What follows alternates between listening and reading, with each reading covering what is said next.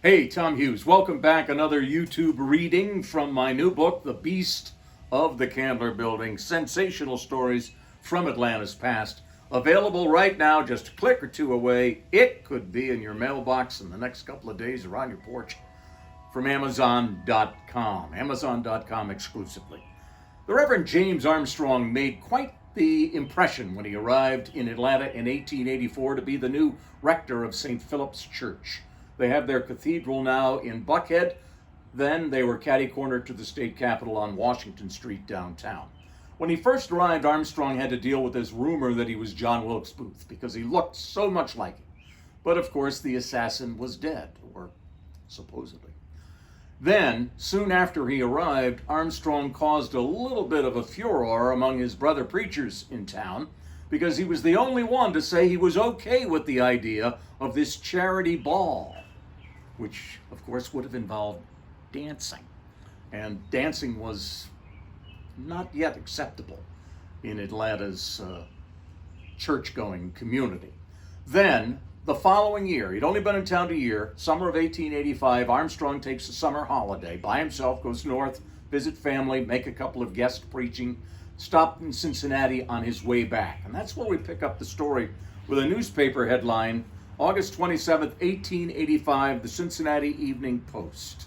Fallen, a noted minister yields to temptation. The wine cup and brothel seduce him from the pleasant paths of virtue to the reeking haunts of vice. The author of the article was a dodgy newspaperman by the name of Ed Mann, who had known Dr. Armstrong from his previous days in Richmond, and he had followed Armstrong as he went to a series of brothels in Cincinnati's infamous Tenderloin district. And Mann covered the entire story in detail, mentioning the ladies he spoke with, how he bought them beer, kissed a couple of them.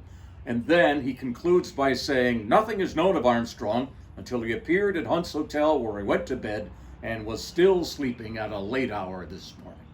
Now this story was incredible. The Atlanta newspapers at first shied away from it. Henry Grady, he comes up again, was offered the story by a freelance journalist. This was commonplace. They would call and say, would you like the story? You have to pay for it, of course. Grady turned them down, but what he did was call a friend at St. Philip's and told him what was written about the rector, and they were astonished. And this starts an entire process of Armstrong having to defend his conduct while he was in Cincinnati, which the St. Philip's community was more forgiving than the Episcopal Bishop of Georgia, Bishop Beckwith, who was not. And there was about a year's wrangling over the fate of Dr. Armstrong, and it's told in the story, An Unwholesome Example. And that is one of the sensational stories from Atlanta's past in The Beast of the Candler Building, the new book from Amazon.com. It's just available. Great reading. Maybe you have friends who have left Atlanta and you'd like to remind them of what they've left behind. A great gift idea as well. Check it out at Amazon.com. Thank you so much for checking out these videos. There are many more here on my YouTube channel. How about that, a YouTube channel? I got one. And you can check them out. If you like them, hit like. Stay healthy, stay safe, and be well read.